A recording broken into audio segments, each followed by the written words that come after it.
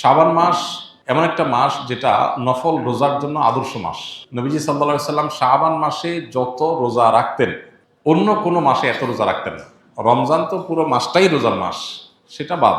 ওইটা বাদ রেখে যদি চিন্তা করা হয় তাহলে অন্য 11 মাসের মধ্যে নবীজি সাল্লাল্লাহু আলাইহি সাল্লাম সবচেয়ে বেশি রোজা রাখতেন, নফল রোজা রাখতেন যে মাসে, সেটার নাম কি? শাবান মাস। সেই মাসটা আমাদের একেবারে দোরগোড়ায় চলে আসছে। এই জন্য শাবান মাসের করণীয় হলো সাধ্য অনুযায়ী বেশি বেশি নফল রোজা রাখা। সাধ্য অনুযায়ী বেশি বেশি নফল রোজা রাখা। আর কিছু পারেন আর না পারেন, সোমবার বৃহস্পতিবার রোজাগুলো রাখেন, আইয়াম বীজের চাঁদের 13, 14, 15 এই 3টা দিনের রোজা রাখেন। এর বাইরে পারলে 1টা 2টা রোজা হলেও রাখেন, কারণ নবীজি শাবানের পুরো মাসই প্রায় রোজা রাখতেন। একাদিসে আসছে কানা ইয়াসুমু শাবানা ইল্লা কালিলা।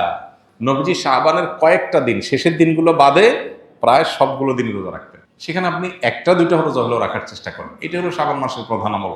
এছাড়া বাকি রুটিন আমল যা আছে তা, অন্য নামাজে মাসে 5 ওয়াক্ত নামাজ আছে, এই মাসে 5 ওয়াক্ত নামাজ আছে, অন্য মাসে যা যা আছে এ মাসেও তা আছে।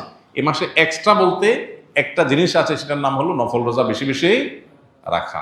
এছাড়া লাইলাতুন নিসফি মিন শাবান বা মধ্য শাবান রজনের ফজিলত, সেটাও কিছুটা সাব্যস্ত আছে।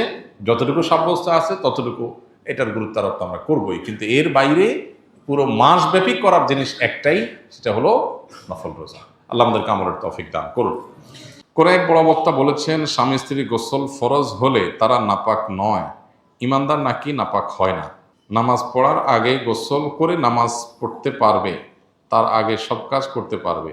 আমার প্রশ্ন হলো, গোসল ফরজ হয়ে গেল কিন্তু তারা ফরজ গোসল না করে মারা গেলে কি তারা জাহান্নামী হয়ে মারা যাবে? না, জাহান্নামী হওয়া তো সহজ বিষয় না, বা এরকম ঠুনকো বিষয় বা একটা অযৌক্তিক কারণে আল্লাহ তাআলা কোনো মানুষকে জাহান্নাম দিবেন না। কারো গোসল ফরজ হয়েছে, স্বামী স্ত্রী গোসল ফরজ হয়েছে, কারো স্বপ্নদোষ হয়েছে গোসল ফরজ হয়েছে, যে কোনোভাবে গোসল ফরজ হয়েছে। গোসল ফরজ হওয়ার পর পরবর্তী যে নামাজ আছে তার আগে আগে গোসল করা তার জন্য ফরজ, কারণ তাকে নামাজ পড়তে হবে। যদি সে পরবর্তী নামাজ আসার আগে আগে সে গোসল করার নিয়ত ছিল, বাট তার আগে তার মৃত্যু এসে যায়, তার কোনো দায় আল্লাহর কাছে নাই, কারণ সে কোনো অন্যায় করে না। ফরজ গোসল অবস্থায় মারা গেলে তার জন্য কোনো গুনাহ হবে না, তার গোসল তো দেওয়া হবেই। তার নামাজের জন্য গোসল করা লাগতো, সে নামাজ আসার আগে দুনিয়া থেকে সে চলে গেছে, তাহলে ওই দায়ও আল্লাহর কাছে তার আর নাই। হ্যাঁ, যদি এমন হয় নামাজের ওয়াক্ত হয়েছে, ওয়াক্ত অনেকখানি চলেও গেছে, সে অবহেলা করছে, অলসতা করছে, গোসল করার নিয়তি নাই, নামাজ পড়ার নিয়তি নেই, তাহলে তা দায় আছে। আর এর বাইরে এই যে যেটা বলেছেন যে মুসলমান কখনো নাপাক হয় না, না, মুসলমান পাক নাপাক সবই হয়। মুসলমান হলে একেবারে ওই যে খ্রিস্টানদের মতো যে আমরা খ্রিস্টান, তা খ্রিস্টানরা মনে করে যে তারা খ্রিস্টান হয়েছে, তারা তাদের কোনো পাপের দায় নিতে হবে না, তাদের সমস্ত পাপের দায় তাদের নবী নেবে, এরকম একটা বিশ্বাস তাদের মধ্যে আছে, যার কারণে তারা কোনো পাপ করতে চিন্তা করে না, যা খুশি তা করে।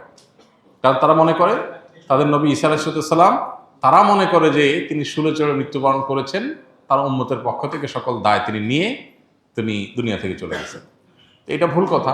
কোরআনে আল্লাহ বলেছেন যে আল্লাহ তাআলা ঈসা আলাইহিস সালামকে আল্লাহ জীবিত রেখেছেন এবং তাকে উপরে তুলে নিয়েছেন, বার রাফাহুল্লাহ।